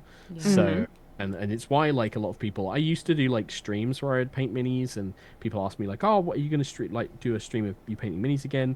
And my honest answer is, these days I'm like, you know what, no, I'm not, because actually it's kind of nice having something which I can do purely for myself and purely as a hobby. And I'm beginning to value that more and more these days. Like, I'm trying to get into just writing, like novel writing and like, you know, fiction writing. And again, I'm like, I don't want to talk about it too much, because I want this to be a thing just for me for now. You know, maybe if I write something that I want to share, then I'll kind of like post it online, or, you know, talk to people more about it. But for now, I'm just like, I want more things that are just for me, because my main hobby, D&D, has become my job. So I want to have stuff that is just, same with like video games. Like, I don't stream as much as sometimes I would like to, or sometimes I think I should, because sometimes it's nice just to play a game just for fun and just for myself. Absolutely. I mean, it's why I'm not doing the embroidery projects that I'm doing. Because I was like, oh, can you, like, do a stream where you embroider and do, like, lo-fi in the background? I'm like, no. No, I want something that is genuinely just for me. Not tips, tricks, or anything like that. It's like, this is truly my hobby. I get to sit, I get to watch TV and do this thing, and I'll share pictures, like progress pictures, and like when I'm done. But I'm not going to take it into the streaming realm. It's just not of interest to me. Yep. Yeah. That's me with video games. Definitely. And especially with Baldur's Gate, lots of people are like, oh, you're going to stream playing Baldur's Gate? Are you going to get together with others playing? Are you going to... And I'm like, that all sounds like fun, but no, video gaming is... That's still my home hobby. That's still the thing I get together with my partner to do. That's still... I'm not worried about making a setup for playing video games online because, it becomes very important when your hobby becomes your career. Yeah. Finding something else for you is vital. Yes. Very much. Just painted a part of the wing I didn't mean to paint. That's okay. That's honestly why we're jumping into the black areas first, because we can go back and fix it later. Yep. It's a much easier approach than try and get everything done all at once with your base colors and moving out to your dry brush. No, we're going to focus on the black areas first, then we're going to focus on other areas and go through there. A funny question did come in from Fuloops, who wanted to know, how hard is it to get paint out of cat fur? I'm not planning on painting a cat, but accidents happen. Vee, have you ever ended up with Kitty? Honestly, acrylic paints, they come out with warm water and soap. It's just to get a warm washcloth and you're fine. It gets tricky when they get into things like oil paints. That's not as great because that involves turpentine and so just if you have cats, just keep it to acrylics. That'd be my advice. I can't imagine trying to get a cat to stay still long enough for turpentining out paint. That sounds like that sounds like Avernus. That sounds like something you'd have to do there, and nope, not for me. Okay, there we go. Fixed the part I didn't mean to paint. I struggle getting paint off myself sometimes. Like modeling glue or putty and things like that I often end up getting covered in. I have trousers, I have like jeans that are coated in paint that I've still not bothered, cleaning up properly. Yep. I mean, my nails still have super glue on them from a kit bash I'm doing right now. Yep. Super glue is the worst for that as well. Like, I hate working with super glue. If I can, I avoid it. Yeah, once it dries on your skin, that's it. It's just there forever. No, you get nail polish remover, but I'm also highly unmotivated to pull out the very smelly acetone nail polish remover and use it on my hands and smell it for the rest of the day. I'm like, it'll wear off. It'll grow out. And I've got this ring light that is my painting light now, so that I can more easily see what I'm doing. And the amount of strokes of paint across the side of the light as I've just whoopsied across it, no one's ever going to see it. And if I show it, then it's fine. But yeah, there's a lot of strokes. It's a little easier right now with the black because it's a black light, so I can't see what I'm doing when it just goes. You're touching it up. Yeah, just every once in a while, just like whoops. Oh well, there we go. Yeah. Definitely is a thing. Namoto 1011010, did you just come up with that? Sounds like Avernus. I just felt like it was it's a good way of saying things without saying things. Yeah, D&D centric. Why not? Oh my god, it's already 1:20. If anyone does have any questions, we have only a little while left to make sure you get those in. Now that I've finally got through all the questions. Question in big capital letters. I will try my best not to ramble in my answers. Oh, stop. No, you have fun. I know. Talk. I warn podcasts, like if people invite me as like a guest on streams or podcasts, I'm like, listen, just so you know, I talk a lot. Like, just be prepared. Yeah. I can speak as from experience as someone who has done interviews before. Hearing that makes me so happy. Like guests who not only are excited to be interviewed or on a stream or whatever, but then are just good at talking about the things that they're excited about. Because it's a little bit of a skill. But hearing that just eases my heart because this is just going to be a fun interview. Good. I'm glad. So I like the thing in me is, especially maybe this is a British thing, but I'm always just like, God, stop talking so much. Like nobody wants to listen to you. Stop. No, I don't know if it's a British thing, but it's definitely an imposter syndrome thing because I know that. Certainly that as well. Yeah, there is definitely that. No, well, now I got black all over my hand. Okay. Yeah, that's been the fun part of like plotting what I want to hold for what area I want to paint next. Otherwise, it gets to be very tricky. I'm almost done with the one wing. I've got a little bit more to go, and then I'm going to be in that spot check. Well, I've got the other wing to do, and hopefully the legs are dry enough that I'm not going to end up in too much trouble. But we'll see. We'll see how things are going. See how it all goes. See how it do. For sure. I kind of figured today was simply see if we can get this layer of black done. Yeah. Yep, pretty much. It's good progress on a miniature like that as well, especially where you've got to be so careful with like the wing membranes and things like that. Yeah, that's where I've already accidentally painted several places I didn't mean to paint. Yeah, but that's okay. I mean, the color that's going to go in the wing areas is going to be able to cover it up and you'll be fine. Yeah. It's one of those little like time-saving techniques of like learning what areas to paint first and like learning the areas where if you make a mistake, you're going to cover it up as part of your process anyway. Exactly. So you don't have to go back and fix things is like a huge skill to learn. That's definitely one of the biggest things I've learned from Vee over these last couple of years is specifically that of going in, like for example, us going after the dragon mouth and doing what I think a lot of people would consider detail work, but as the very first thing, because now going back over that, I don't have to worry about the teeth. I don't have to worry about getting red over the black of the scales, just being able to go on in, and it just makes those kind of things a lot easier. Yeah, like we'll do the teeth towards the very end, quite frankly, because, you know, if for some reason we do hiccup and there's a different color that gets on the teeth, I mean, the off-white we're going to start off with is going to obliterate any oopsie-daisy colors that bleed over. Yeah. So. It's like doing faces. I often end up doing faces very, like, for me, the idea of, like, you do a face, you mess something up, and now you have to go redo the whole area around the head. Yeah. Is always a nightmare. Yep. So I've been learning to do faces first. It's actually been quite nice doing this manticore because I was saying this before we went live, but I've not painted like any kind of like natural, fleshy, bony, furry kind of miniatures in a long time. It's actually been quite nice painting something different because I've been batch painting a lot of sci-fi stuff. Yeah. So I'm actually doing something a bit different. Kind of getting, you can see pretty much most of the flesh very color. nice. Oh, that's looking great. I'm trying to blend. I like it. So like from the black scorpion tail, I'm trying to now blend it into the lighter fur. Yeah. Looks awesome. But again, I can do that. I'll probably do that better when I don't use these speed paints, when I don't use these contrast paints, because these are so pigmented. It's kind of hard to get that blend right now. But I can kind of put the groundwork in a little bit. Exactly. And then I'll come back in probably with a dry brush.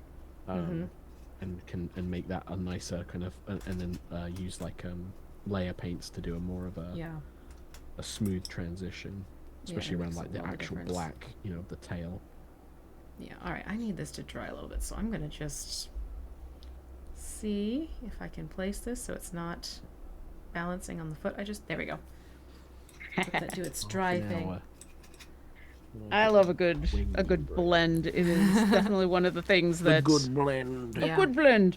I was thinking about how when you were answering the question about what your favorite paint job was for your minis, and mine still happens to be one of the first that Vee and I painted on this show, and it's literally because of they were myconids, and we got the top kind of rainbow blended, and I think maybe it was the stress of it being the first episode. paired with V's excellent instructions and everything, but like I'm really happy with how those turned out. It's 100% that gradient is so cool, and it's fun. Trying to get that on wings ever since, and everything is a challenge but fun. Yeah. That's so cute. Caliph Marin wants to know, this is an interesting question because I know a lot of the stuff that you've been talking about has been physical. But have you used any virtual tabletops? Do you have any digital tools that you like using for your games? We used so during COVID, we played digitally. We had to move high rolls completely digitally. And I have always traditionally been an in-person player. Like, I grew up playing in person, so that transition was actually quite hard for me, and I still, to this day, I can play digitally. If I can play physically, I will always choose to play physically, but yeah, like, I use a lot of stuff, like, we were playing with, Roll20, and we use D&D Beyond, and use all those kind of tools as well, but there are a lot of great free tools out there. There's, like, things that can be used, like, as a token maker, so you can take a piece of art, make a token out of it. Incarnate is a map creation tool that I use all the time. I use even today, like, I'll physically print the maps out after using it. Things like that. For a long time as well, I would use like voice modulation software as well, because you're using a mic. You can actually do some pretty fun stuff with that. So, like, you can use it to, like, make your voice sound more monstrous, or, like, if you're playing like a pixie, you can do like a high pitch thing. And, like, the player's always got a kick out of me doing that stuff. But yeah, these days though, I do mainly play in person. Well, for when I'm DMing, like, the occasional that I get to play is generally digital. But yeah, I mainly do a lot of in-person stuff. But yeah, I think that these days as well, there's so many good digital tools out there. Like, you can just kind of look around, and there are so many options now. And again, very different to, like, even when we started doing high rollers, there really wasn't that much out there digitally that you could use. We were playing with physical character sheets, physical dice. D&D Beyond even really wasn't a big thing when we first started doing high rollers. Yeah. And I have a little bit of envy, as pretty much all of my games right now are digital, so definitely. Yeah, I mean, like, but then you get the benefit if you get to play with people from all around the world. And you don't, we're very lucky in that we are a group of friends in person who had the opportunity to play in a space where, we had, like, a big enough space to play and record in. And that is a rarity. Like, just even having the space to play in person is quite a big thing. It's quite a big ask, So I think that being able to play digitally is such a wonderful thing. Like, it's just that for me, like, when I've been playing D&D since I was a teenager, and so D&D and TTRPGs to me is you sit around a big table and you get snacks and drinks, and that's part of the game. It's part of that process. And also, being from a theater background and an acting background, I struggle sometimes to do my best performances when it's to a camera. Because, like, in person, like, same with, like, doing a live stage show. We've done a couple of, like, live stage shows for high rollers, and the energy I get from doing that is very different to even being recorded, like, in person. Because there is just, like, the actor in me sort of is like, oh, it's time to perform. But also the way that you can interact with people around you as well is very different. So yeah, performing in front of an audience is such a beautiful treat, and it's like you're saying, that energy off of the audience, especially with TTRPGs and performance of those kind of games in general, because I think a lot of times when people think of serious theater, they're not thinking about anything improv, because most people think of improv as comedy. So being able to do dramatic improv for an audience is such an interesting, rare treat these days. Oh yeah, and it's my favorite. It's it's my favorite, and I think it's also, like, there's a comfort to me. Like, I can do things on a stage that I could never do, like, in person. Like, I can, like, really shout and scream or like play like a terrifying villain way easier on a stage, just because I think it's just like my body is like, this is a performance and you're allowed to do this. Whereas Yeah. like when I'm sat in front of a computer, or even if I'm like sat with my mates in front of some cameras, it can still feel a little awkward. And I know that there are a lot of GMs, especially newer GMs out there, who are like, oh, I don't like to do voices, or I don't like to roleplay because I feel a bit embarrassed. And I totally get it, because like, Oh, yeah. you know, I can understand why a lot of people feel that way, because it is quite a scary thing to do, to like, you know, put yourself out there and do that kind of stuff. I didn't really have a point. I just sort of rambled off. No. I think that that's an excellent thing for especially people who are thinking about getting into GMing, though, to hear from anyone who has been not only GMing as long as you have, but on camera in front of people, that like, hey, the things that you think about, that you are worried about, that the reasons, like, that's normal. And also, you know, here's some techniques and here's some things, but like just hearing, oh, that's normal. We all kind of struggle with the feeling silly in front of people making silly voices. Yeah, and like, you know, totally. And I still do feel that way sometimes, but then, you know, my players, I know that when I do that stuff, because my players, some of my players are not, they don't even come from an acting background. They are just nerds who are my friends, who we did this D&D show together with. They are very self-conscious about that. And so when I do the silly voices, and when I raise my voice, or if I get really into it, that helps them feel so much more comfortable about doing it as well, because they're like, because to them I'm saying, hey, I'm going to do it so you don't, you know it's okay. I'm not going to make fun of you, and, you know, I'm not going to judge you, kind of thing. And I think that's true for any DM. Like, if you're worried that you're, you know, one of the best ways you can encourage roleplay in your group is to do it yourself. Because then it's telling the other players that, like, hey, it's okay to do that. You want to do a silly voice for your character? Do a silly voice. I'm going to do silly voices. You know, join me. You know, do it with me. Even in the Baldur's Gate 3 game, you know, they were all professional actors. You know, they are all, you know, theater excellent performers. They were all nervous as hell, and like they were really worried, like, playing these characters that they've played for a video game.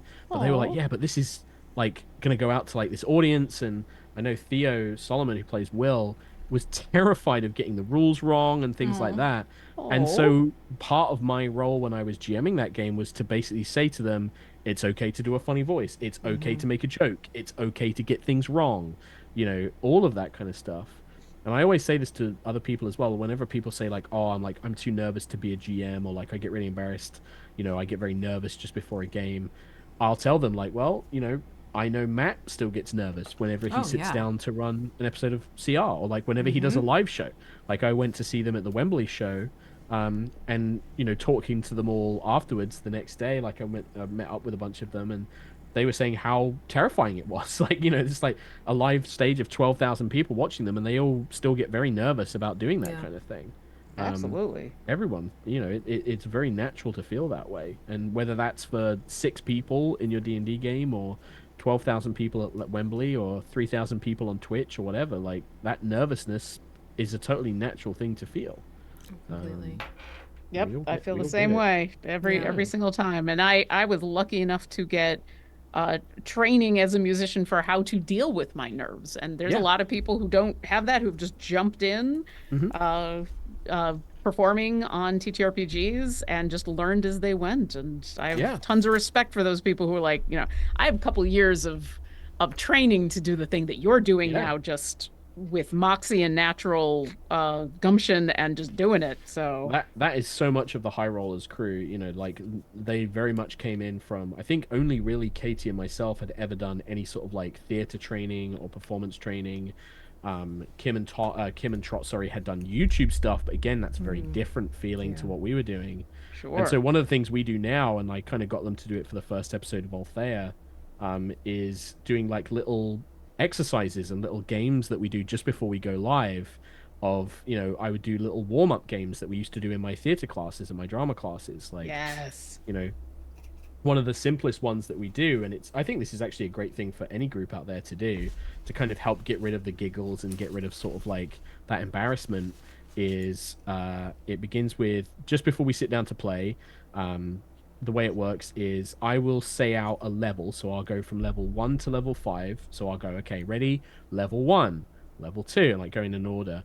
And when I say it, they have to say their character's name in their character's voice, but increase the emotion, like increase the excitement or increase like the Ooh. intensity of the character each level, with level 1 being like quite subtle and then level 5 being really over the top and ridiculous. And by the Nice. time we get to level 5, like everyone's normally laughing and smiling and kind of like gets the sillies out. Mm-hmm. Because somebody will be like Rowan and like screaming it or like really being sillier with their name, and it kind of helps just kind of warm you up in that regard.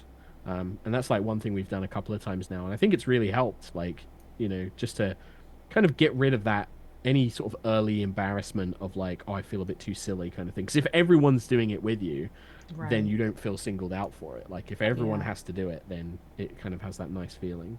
It really does. Absolutely. Lauren, really quick, I've Yes. moved over to black pudding, and I'm putting Oh, that onto the claws and the talons. okay. Yeah. That so, will probably be a next time for me, as Okay. I'm still about 2/3 of a wing left. Gotcha. I just started it, so there would be something to do on the screen. So, yeah, I've jumped over to black pudding, which is, I know it sounds like, black pudding should be black. It has a very dark midnight blue tone to it. It's Mm. so So cool. it's one of those things where it's not black on black, it is dark colors working with each other. So you can see there's sort of like this bluish tinge going on to the talons now because I've transitioned that over to the different color. And black Oh, pudding. Oops, sorry. go on. No, Black no, no, pudding you is one go. of those colors that is D&D prismatic paints based. Remember I said sometimes you're going to hear the name and realize, oh, that's D&D prismatics. But you want to look for a midnight, cool blue, dark, dark, dark blue paint to do a I similar was gonna, process. yeah, I was gonna say, like, often if I'm like edge highlighting a black, say like a black armor or something like that, Yeah. using that sort of midnight dark blue is a really good way of Oh, making yeah. it still look. It doesn't. It still looks right on the black, but it gives you enough color distinction and contrast to stand out. It does. It's great. And black pudding has just become one of my favorite colors in that whole prismatic I paint know, set. it's so funny hearing that. I always love that with paint companies where they add like all these fantasy names to their paints and things like that as well. Yeah. Yeah. It's one of my favorites. Oh, this is, goblin green and, things like that. It's always fun. Illithid skin. Mm. Yeah. That is one in the prismatic paints. Illithid skin. Very evocative. Yeah. Chip RJ wants to know, I have the same brush cleaner at home and wanted to double check how you're using it. I've missed V. Was that you or was Mark? gonna Was that say, you with yeah, the brush? no, it wasn't me. It's this. I've had Oh, this it's the forever. Masters. Yes. Oh, So nice. what I'll I do use is that I'll one have too. like a little thing of water next to me when I need to clean my brushes, especially when you're using paints like this. I'll just wet the paintbrush in the water, dip it back into it's like a bar of soap.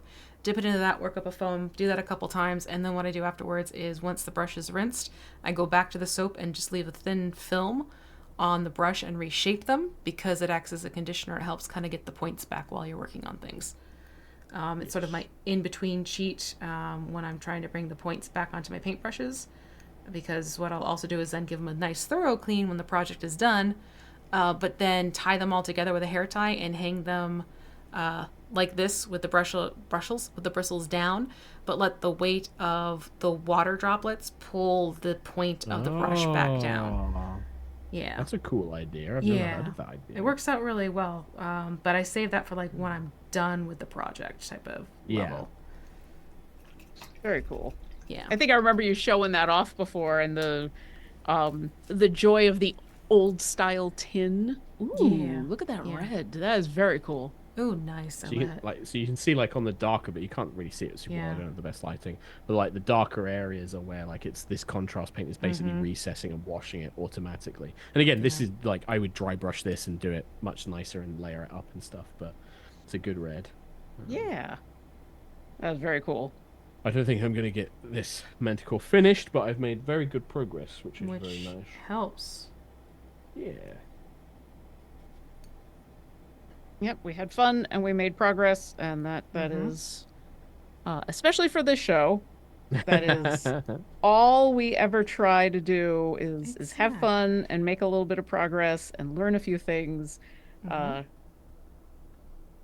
That sounded very much like I was about to go into a PSA, but I have nowhere else to go with that. The more you know. Exactly. Bum, bum, The bum. the goal of Paint and Slay was the friendships you made along the way.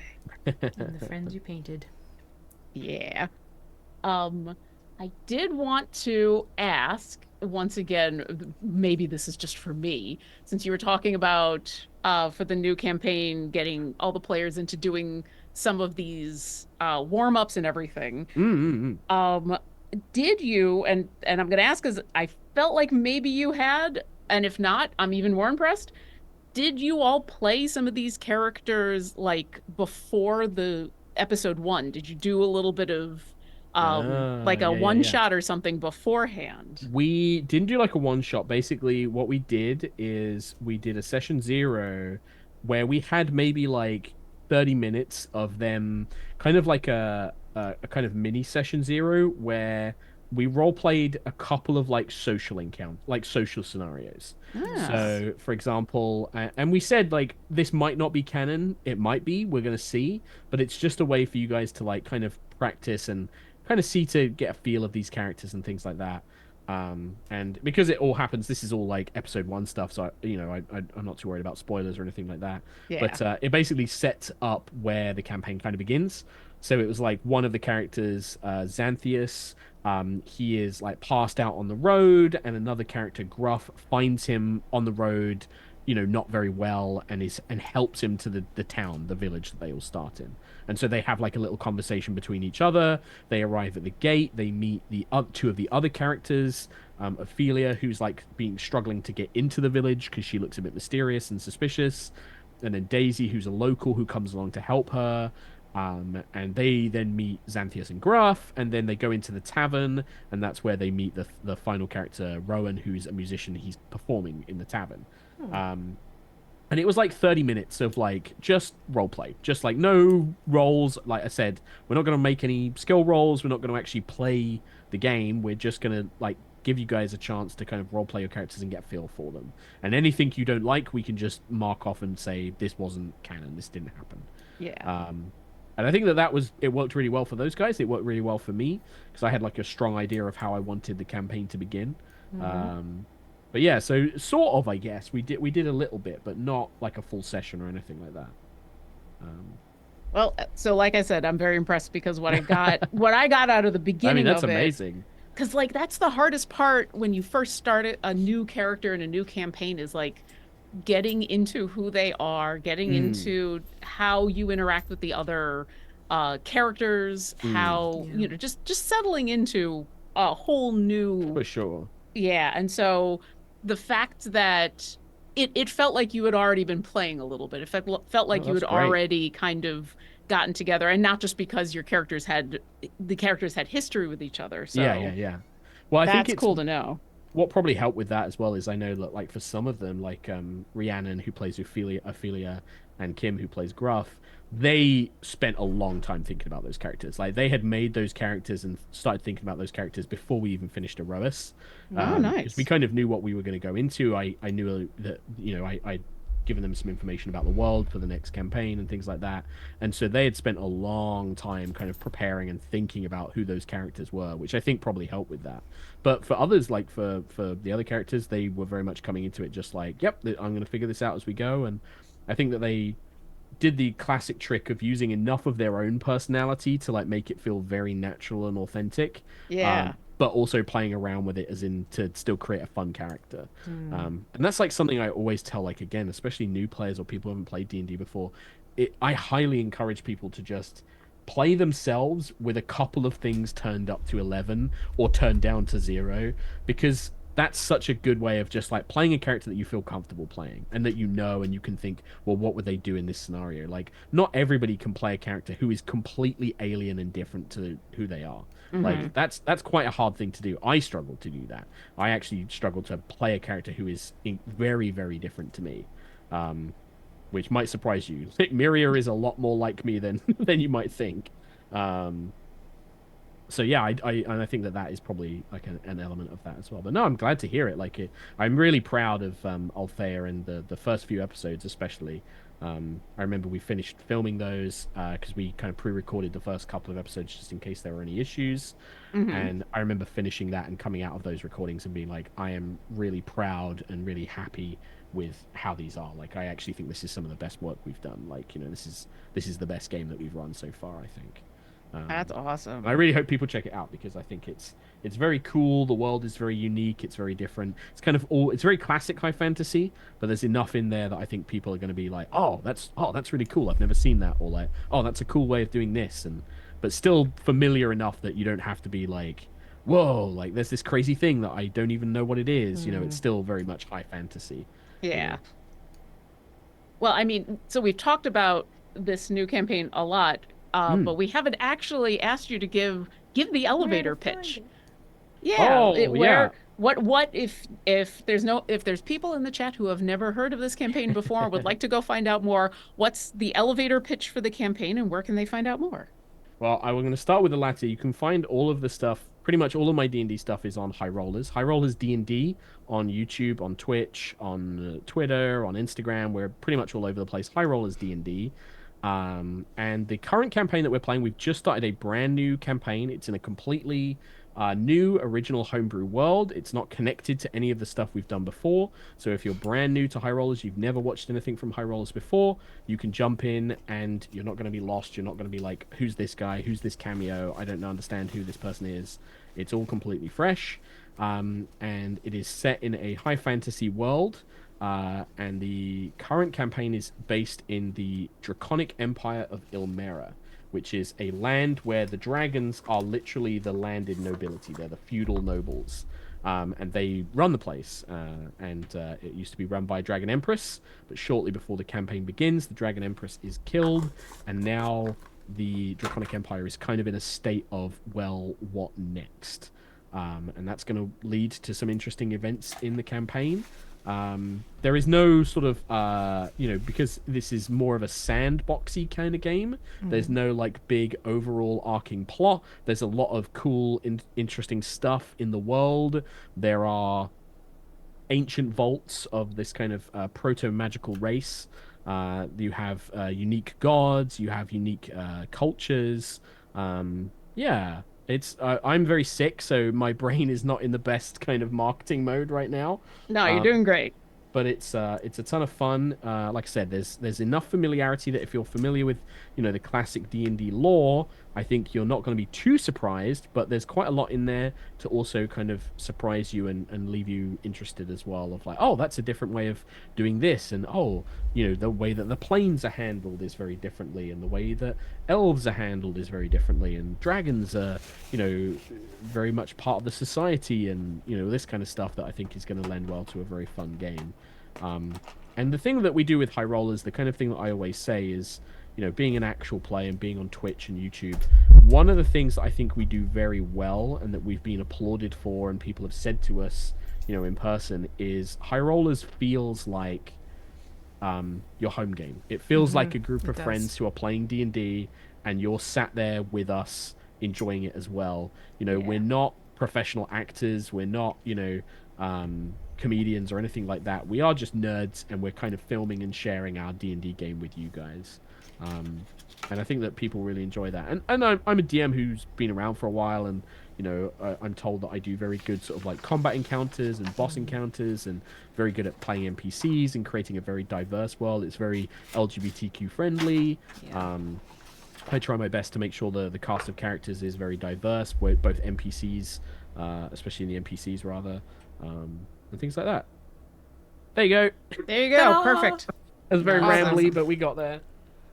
Well, I think also it's always good because D&D streams have been around for a while now, and there's a lot of people who would love to get into watching, but yeah, like anything, oh wait, there's 300 episodes of this. Oh wait, there's 200 hours of this. So being able to say, hey, if you're looking for something to jump in on that's a high quality campaign from people who know what they're doing. I think it's always a good idea to recommend and to let people know about it, because that's So many people I know, that's how they get into D&D is they've 100%. watched a stream. Yeah, in fact, and that was like our big thing for doing this new campaign is like brand new world, brand new characters. Yeah. You don't need to have seen it before. We've got a professional studio, so like our audio and video quality is very, very high. Like we wanted to make it as accessible as possible for people to watch us for the first time. And we were very lucky in that just before we launched this campaign, we did the Baldur's Gate 3 one-shot with the Baldur's Gate 3 cast. And I think we've had a lot of people join our community from that, where they're like, I've never watched a D&D show before, but this was great, and the DM seems like a cool guy, so I'm going to watch this show, that your new series. Exactly. Yeah. And that we were very fortunate to have that kind of happen at the right time. Yeah, I think that's been really good for us. And we also have like a very lovely community. We have a very kind of encouraging and wholesome community. We have a lot of fan artists and cosplayers, and they're all very supportive of each other, and they all kind of sit in our Discord and chat and theorize about the world, and they give us shit as well, because we're not so big that we can't interact with our audience in like a close way, so we can still have those like funny interactions with everybody and stuff. Yeah, and we've got some exciting stuff planned for this year. Nothing I can talk about too much, but we've got some really fun stuff on the horizon. So a good time to jump in and get to know us, I think. There you go. That's perfect. I'm going to say this really quick before we start wrapping things up. Phantosur says, shout out to Mark, who is the most engaging world weaver I've ever seen. I love the high rollers, and you've inspired me and my family to play D&D together. Oh, it's my favorite Excellent. thing in the world to hear. Thank you so much. Like, honestly, knowing that I've brought people into this hobby, which I love and I've been playing since I was a kid, is like the best thing I can ever hear. So thank you very much. That's very kind of you. Wanted to make sure we got that in there, because it's always fun to hear. So let's start wrapping some things up on our end, because we're actually getting to the top of the hour now. First of all, Mark, thank you so much for hanging out with us this afternoon, this evening, whatever time zone you're falling into. Always lovely to chat. Hi, Hemi. Thank you. Always lovely to chat and catch up, and Hemi wants to say hello while he's here too. And if folks want to hear more from you specifically, not just High Rollers, where's a good place for them to find you on the world of social media? Yeah, you can find me pretty much everywhere as Sherlock Hulmes, Hulmes. Sometimes there's an underscore in the middle. Sometimes there's an underscore at the end. It's a puzzle to figure out which one is which. So you can find me there. That's where I tend to post most. Sometimes I do stream on my own as well, and I have my own YouTube channel and things like that as well. But yeah, other than that, High Rollers D&D every Sunday, 5 p.m. GMT UK time. It's a great, if you're in the US, maybe like a Sunday afternoon or Sunday morning watch. And you can find me there. You can also get Miria, my Spelljammer pilot Miria skin in our Champions right now. You can play as my character Miria. She's in the game. And yeah, loads of fun stuff like that. Fantastic. Okay, so yes, like Mark said, make sure you check out the Emergence going on right now, the Astral Elf Emergence, and check out Spelljammer Pilot Miria. I'm telling you, this is like one of my favorite skins that I've seen come out in this line, just because of the way the looks and the colors and everything blended together. It is just so Miria. On top of that, we also have It's Our Weekend, which means it is the Fires of Avernus weekend. If you haven't signed up for our newsletter yet, maybe you should, because every week, once a week, we will email you a newsletter with free things, like, Hemi, you're helping, with the free gold Fires of Avernus this cat. Fires of Avernus cat. He's trying to do high fives with me. Fires of Avernus cat. That's a new familiar we're going to have to work on. There we go. God, Dupuis. We need more kitties, and now we need an Avernus kitty. Yeah, so check that out. If you haven't signed up for the newsletter, it's super easy to do. Log into the game, check out that option, and once a week we send you something. Every so often we'll email you something else with the newsletter. But, as Chet loves to point out, we still make sure we give you something for free, along with the reason why we're emailing you more than once a week. So give that a look. And then just recently announced, and news is out there, our next champion is coming to us next Wednesday during Grand Revel, and that is going to be Presto! And yes, this is our next D&D 1980s cartoon for those of you on the nostalgia run. So yeah, check that out. That's going to be happening Wednesday at 12 p.m. Pacific next week. And for those of you wanting to know who did the key art, Jesse did the key art for Presto this time. Huge Gorgeous. Thumbs up. I love it. It looks so great. That magical effect is fantastic. So yes. Boy. Wonderful. So yeah, that's pretty much everything we have going on right now in game. So you have your weekend, Fires of Avernus weekend going on. You have the Astral Elf Emergence. You have Presto coming to us next Wednesday. And you have the Spelljammer pilot, Maria Skin, floating around in there that you want to make sure you check out while you're there, because why wouldn't you? Yeah. I think that's pretty much it. So thank you, Gabe, for all your help gathering up these questions while we were so diligently painting this week, because even though it was pretty much all black, yes, it was involving a lot of focus. So next week we're going to keep going with the Black Dragon, and shocker, we're actually going to jump into other colors next week. So we're going to be transitioning from black into other colors. So yay! We're going to keep going with that one. So we'll see you next week, same time, same channel. Mark, thank you again for joining us. This was wonderful. Thank you both for having me. Thank you both for having me. It's lovely to catch up with you both as well. Yeah. It's been too long. It absolutely has. All right. Have a great weekend, everyone. We will see you next week. And until then, bye-bye. Bye.